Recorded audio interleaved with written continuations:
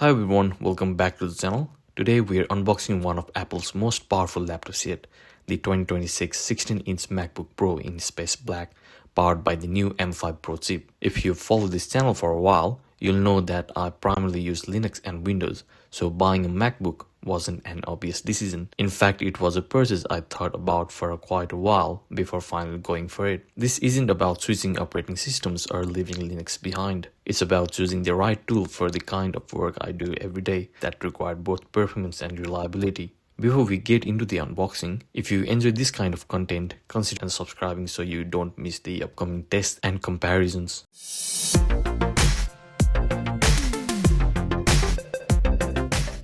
Let's open it up.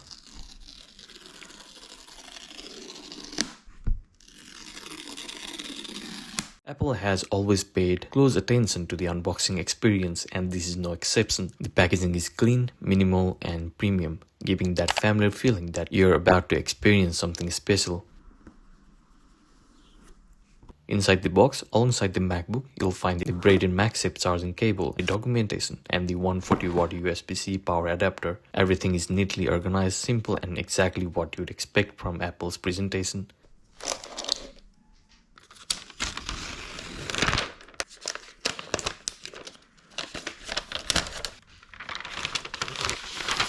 Lifting the lid reveals the MacBook Pro in space black. It's a subtle color, but under different lighting, it looks fantastic. It has a professional appearance while still feeling modern and distinctive. The first thing that stands out is the build quality.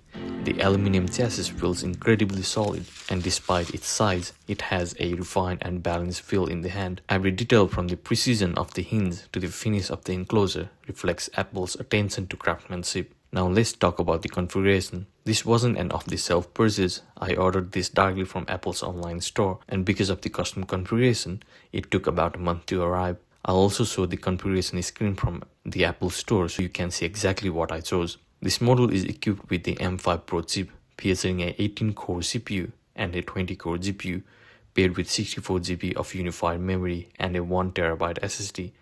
It also includes Thunderbolt 5, HDMI, and SDXC card slot, MagSafe charging, a high-quality headphone jack, and support for up to 3 external displays. For my workflow, the 64 GB of unified memory was one of the biggest reasons for choosing the configuration. Running multiple development environments, Docker containers, virtual machines, large code bases, local AI language models, and creative applications simultaneously can quickly consume memory. So having that extra headroom should help keep everything running smoothly for years to come. Of course, specifications only tell part of the story. What really matters is how the machine performs in day-to-day use, and that's something I'll be exploring in future videos. I'll be testing software development workflows, virtualization, Docker, programming tools, battery life, thermals, and even comparing the experience with Linux and Windows. So if you're curious whether a MacBook Pro makes sense for someone who primarily lives in the Linux ecosystem, make sure you're subscribed because that's exactly what we'll be finding out together.